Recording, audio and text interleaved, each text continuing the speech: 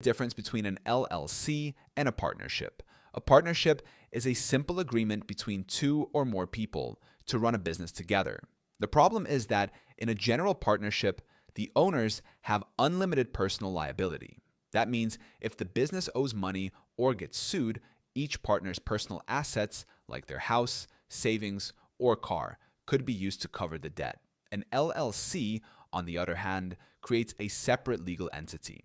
The owners, called members, are not personally responsible for the business's debts or lawsuits, as long as they keep business and personal finances separate. This protection is the main reason many partnerships upgrade to an LLC.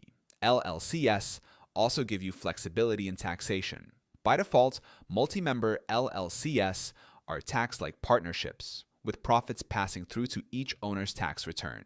But LLCs can also elect to be taxed as an S-corporation or C-corporation, depending on what makes the most sense for the business. If you're running a partnership now and want liability protection, Zen Business can convert it into an LLC quickly and accurately.